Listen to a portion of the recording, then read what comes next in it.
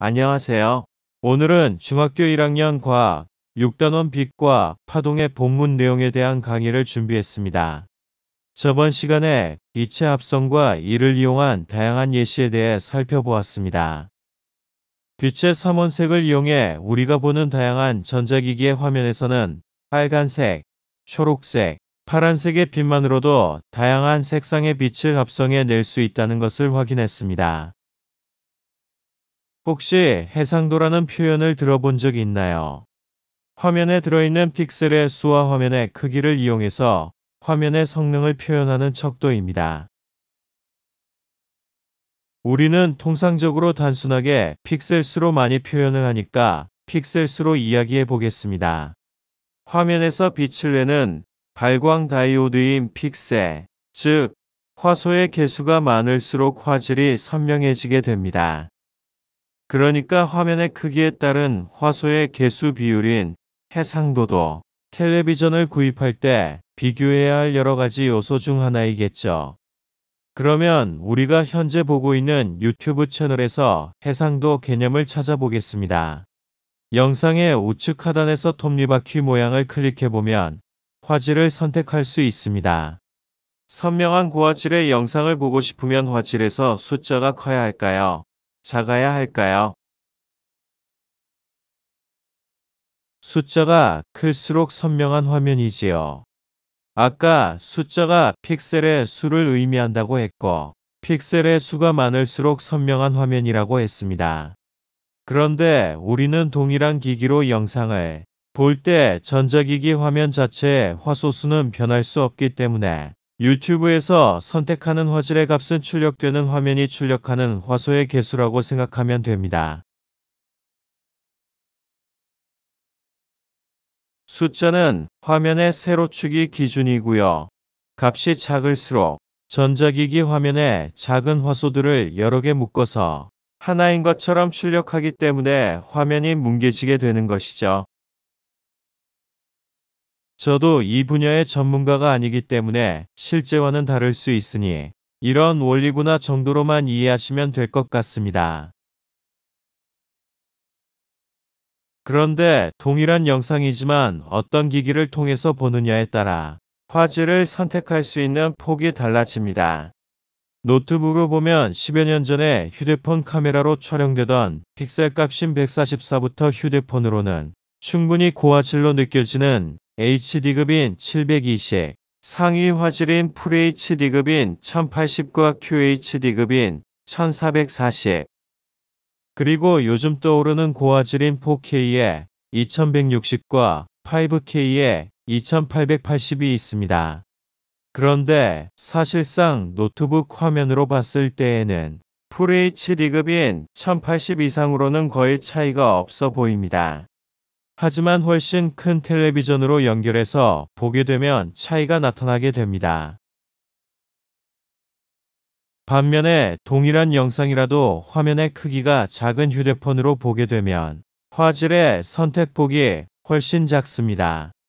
자신이 가지고 있는 픽셀 수 이상의 정보를 가지고 있는 영상은 기기가 표현할 수 없기 때문에 동일한 고화질의 영상이라도 사용하는 기기에 따라서 볼 수 있는 화질의 퀄리티가 다르게 됩니다. 어떤가요? 수업 시간에 배운 지식이 실생활에 적용되니 재미있지 않나요? 지금 예시의 영상은 여러분이 태어나기도 전인 2000년도의 영상인데요. 원래는 HD급으로도 볼 수 없었던 영상이었습니다. 과거의 영상은 고화질로 감상이 불가능할 줄 알았는데 뭐 하시는 능력자분인지 모르겠으나 최근에 4K급 영상으로 풀어주는 채널이 있어서 좋아하는 가수의 영상을 고화질로 즐길 수 있어서 감사할 따름입니다. 이과만세. 이게 과학의 매력이라고 생각합니다.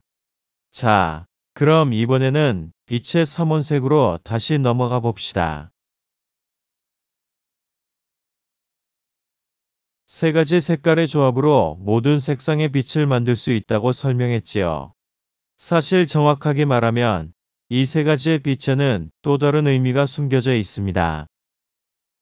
아무리 모든 빛을 만들 수 있는 최소한의 색깔의 조합이라고 해도 우리의 눈에서 이 색상을 인지할 수 없으면 아무 의미가 없습니다. 그렇다면 우리 눈이 모든 색상을 본래의 색상대로 인지하는 게 아니라는 건가요? 맞습니다. 사실 우리 눈에는 빛의 색깔을 인지하는 세 가지 종류의 세포가 있습니다. 바로 그 색깔이 빨간색, 초록색, 파란색이에요. 거꾸로 이야기하면 우리 눈이 모든 색상을 인지할 수 있는 최소한의 종류의 색상 감각 세포를 가지고 있다고 이야기하는 것이 더 정확하겠네요. 요즘에 가성비를 많이 따지는데 인간도 가성비에 맞춰 진화했기 때문에 가성비를 따지는 걸로 자연스럽게 거울로 넘어가 볼까요? 다들 책상 위에 거울 하나쯤은 있을 것 같은데 어떤가요? 예전에 휴대폰 카메라가 없던 시절에는 학생들의 소지품 중에 거울이 있었어요. 손거울뿐만 아니라 외모에 관심이 아주 많은 친구들은 탁상용 거울을 가지고 다니면서 책상 위에 올려두기도 했었습니다. 하지만 요즘에는 휴대폰에 카메라가 있다 보니 거울을 따로 가지고 다니는 사람들을 보기 어려운 것 같습니다. 혹시 거울에도 여러 가지 종류가 있고 쓰임이 다르다는 것을 알고 있나요? 거울은 거울면의 모양에 따라 크게 세 가지로 구분됩니다. 평평한 평면 거울, 가운데가 움푹 들어가서 오목한 오목 거울, 가운데가 튀어나온 볼록 거울이 있습니다. 일단 교과서 본문을 통해 주변에서 이용되고 있는 거울의 종류와 용도에 대해 살펴보겠습니다. 편의점 같은 가게에 들어갔을 때 천장 구석에 동그란 거울을 본 적이 있나요? 그 거울을 직접 만져볼 수는 없지만 분명 가운데가 볼록한 볼록 거울일 거예요. 나중에 설명하겠지만 거울의 모양에 따라 거울에 비친 모습이 다르기 때문에 거울을 만져보지 않고도 거울의 모양을 예측할 수 있습니다. 그림가의 천장에 달린 거울은 가게의 전반적인 부분을 비춰주면서 물건을 훔쳐가는 사람이 있는지 감시할 수 있는 방법용 거울입니다. 그림란은 옷가게나 카페 같은 매장의 벽면에 넓게 설치된 거울인데요. 보통의 이 거울은 실제 사물의 모습을 왜곡하지 않는 일반적인 평면 거울입니다. 그람다는 자동차의 앞좌석 바깥쪽에 붙어있는 사이드 미러인데요. 운전자와 조수석에 탑승한 사람은 이 거울을 통해 뒤쪽에 있는 차량을 볼 수 있습니다. 혹시 이 사이드 미러에 쓰여 있는 글씨를 본 적이 있나요? 사진처럼 사물이 거울에 보이는 것보다 가까이 있다는 문구가 써 있습니다. 이것은 상이 왜곡되어 있다는 것을 의미하므로 평면 거울이 아니라는 뜻이죠. 방범용 거울처럼 넓은 범위를 보는 대신 사물이 실제보다 작아 보이기 때문에 볼록 거울이 사용됩니다. 마지막으로 화장대에서 주로 사용하는 거울 중에서 같은 거리에 떨어져 있는 평면 거울보다 내 모습이 더 크게 보이는 거울이 있습니다. 트러블이 있는 부분이나 화장할 때 꼼꼼하게 보기 위해 사용하는 미용 거울은 오목 거울입니다. 교과서 212쪽 아래의 표를 채워봅시다. 가운데가 오목한 거울은 라, 가운데가 볼록한 거울은 가와다, 평평한 거울은 나, 입니다. 거울의 쓰임새를 살펴봅시다. 오목 거울은 앞서 얘기했던 미용 거울이 있고, 이외에도 자동차의 헤드라이트라고 하죠.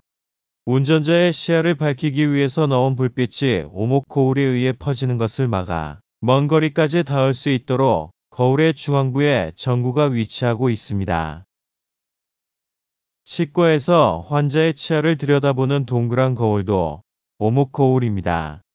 오목 거울은 가까이 있는 물체의 상을 확대해서 보여주는 특징이 있거든요. 만약에 이 거울이 없다면 의사 선생님이 여러분의 치아를 자세히 들여다보기 위해서 굉장히 가까이 다가오셔야겠지요. 태양열 조리기에도 오목 거울이 사용됩니다. 자동차 전조등처럼 빛을 모아주는 특성을 이용한 것인데 일상생활에서는 흔히 볼 수 없는 도구죠. 짤막한 영상에서 태양열 조리기로 음식을 조리하는 것을 보고 갈게요. 이 태양열 사막 봤어요. 봤어요. 연기다. 연기한다. 이거 연기하잖아요. 진짜 연기하잖아. 장난이야. 오 태양이야. 제가 우리 거의 서쪽만에 중국에서 사막에서. 야 이거 되면은 우리 진짜 먹을 수 있는 거 아니야 오늘은? 대박이다. 보죠. 맛있어요? 진짜 맛있다. 잠깐만 이거 기름이 뚝뚝 떨어지네. 야 이거 쌍물로 야 이거 진짜 맛있다. 봐봐. 우와. 오. 안 익은 거 같은데? 다 익은 거야 진짜? 다 익었어. 어머 다 익었다. 다 익었어. 맛있다. 오 맛있다. 가운데가 볼록한 거울은 시야가 넓은 것이 특징입니다. 사진은 유럽의 트램 안에서 찍은 것인데요. 가게도 아니고 왜 대중교통 안에 볼록 거울이 있을까요? 바로 소매치기 방지용입니다. 우리나라도 예전에는 그랬지만 유럽에는 아직도 소매치기 하는 사람들이 많아서 이렇게 방범용 거울이 대중교통 안에 있습니다. 사복경찰도 있어서 종종 무임승차도 확인하더라고요. 우리나라에도 산맥이 많죠. 산맥을 타고 만든 길들은 급커브길이 많기 때문에 대관령 같은 고개를 넘을 때 커브길마다 이런 거울을 볼 수 있습니다. 일반 도로에서도 두 차선이 교차되는 곳이나 주차장에서도 볼 수 있어요. 커브길의 건물이나 경사로를 끼고 있을 때 커브길 너머에서 마주오는 차량이 보이도록 볼록 거울이 설치되어 있습니다. 평평한 일반 거울은 어떤 용도로 사용할까요? 우선 옷가게에 피팅룸에서 전신 거울을 많이 볼 수 있습니다. 혹시 어떤 가게에서 옷을 비춰보는데 유난히 내가 날씬하고 키가 커 보이는 경험이 있지 않나요? 사실 이런 경우는 눈으로 보았을 때는 평면 거울처럼 보이지만 날씬하고 키가 크게 왜곡되어 보이기 위해 곡면 처리가 되어 있어서 완전한 평면 거울이라고 하기에는 좀 그렇지만 평면 거울로 칩시다. 옅은 옷의 구매 욕구를 상승시키기 위해서 거울에 이런 트릭이 숨어있는 매장도 있습니다. 또한 댄스나 발레처럼 춤을 배우는 학원에는 벽면이 거울로 덮여 있기도 하지요. 가끔은 거울이 필요 없을 것 같은 음식점이나 카페 같은 가게나 전시장 벽면의 일부가 거울로 된 경우도 있습니다. 이런 경우에는 거울이 반대편을 반사시키는 효과를 이용해 실내가 더 넓어 보이는 효과를 줍니다. 또한 내부 조명에서 나온 빛도 반사하기 때문에 적은 조명을 쓰고도 실내를 더욱 밝힐 수도 있죠. 유럽의 대표적인 궁전인 파리 근교에 위치한 베르사유의 궁전을 들어본 적이 있지요. 유럽에는 이런 왕궁이나 별궁들이 굉장히 많은데 이 궁전을 모티브로 한 궁전들도 많습니다. 이 궁전에 있는 수많은 방들 중에서 가장 유명한 방인 거울의 방입니다. 낮에는 거울 반대편 창가에서 들어오는 빛을 반사시키고 지금은 전기를 이용한 샹들리에가 천장에서 내부를 밝히지만 예전에는 촛불이었겠죠. 이 빛들을 반사시켜서 방의 실내를 더욱 밝혀 화려하게 보이게끔 했다는 것을 알 수 있습니다. 그 외에도 아이들을 위한 체험장에서도 거울을 이용한 시설들을 많이 볼 수 있습니다. 거울의 곡면을 이용해서 거울에 비친 왜곡된 내 모습을 재미있게 관찰할 수 있도록 하거나 거울과 거울을 맞대어 서로 반사시켜 거울이 존재하는 것 같아 보이지만 아닌 곳을 찾아 미로를 통과하게끔 만든 체험장도 거울을 이용하는 장소가 되겠습니다. 교과서 213쪽을 봐주세요. 내용은 사진을 보면서 설명을 했기 때문에 본문에 간단한 체크만 하고 넘어가겠습니다. 본문 세 번째 줄이 포함된 문단은 평면 거울에 관한 내용입니다. 묶어주세요. 세 줄 내려가면 볼록 거울에 대한 설명이 나옵니다. 아까 넓은 범위를 보여주는 것이 특징이라고 했지요. 거울을 통해 볼 수 있는 시야가 넓은 대신에 물체의 상들은 실제보다 작아집니다. 카센터에서 차량의 하부를 확인할 때에도 볼록 거울을 사용한다고 하네요. 미자막 문단은 오목거울에 대한 내용입니다. 오목거울은 가까이 있는 물체를 실제보다 크게 확대해서 보여주며 빛을 모으는 성질이 있습니다. 요즘에는 보기 어려운 손전등에도 전구가 오목거울의 가운데에 감싸져 있습니다. 본문 아래에 스스로 확인하기 문제를 풀어봅시다. 1번. 땡땡 거울은 빛을 모으는 성질이 있어 자동차의 전조등에 이용된다. 빈칸에 알맞은 거울은 어떤 모양일까요? 정답은 오목거울입니다. 2번. 땡땡 거울은 넓은 범위를 보여줘 구분길에 거울 등에 이용된다. 정답은 무엇인가요? 볼록 거울이죠. 마지막으로 탐구 능력 3번. 우리 주변에서 오목 거울처럼 빛을 모을 수 있는 물체의 예를 써봅시다. 거울은 아니지만 오목 거울처럼 빛을 모을 수 있는 물체를 떠올려 봅시다. 여러 가지가 있겠지만 주방에서 찾아볼 수 있습니다. 스테인레스로 만들어진 밥그릇이나 숟가락의 경우에는 거울은 아니지만 소재 특성상 빛을 잘 반사하여 거울처럼 보일 수 있고 모양도 오목합니다. 또 주택이나 아파트 단지 외벽에 달려있는 위성 안테나를 예로 들 수 있겠네요. 동그란 접시가 전파를 모아 가정에서 위성 방송을 시청할 수 있습니다. 우리 주변에 있는 것은 아니지만 같은 원리의 망원경이 전파 망원경이죠. 눈에 보이지 않는 빛 중의 하나인 전파 영역의 신호를 잡아 천체를 연구하는 데 필요한 망원경입니다.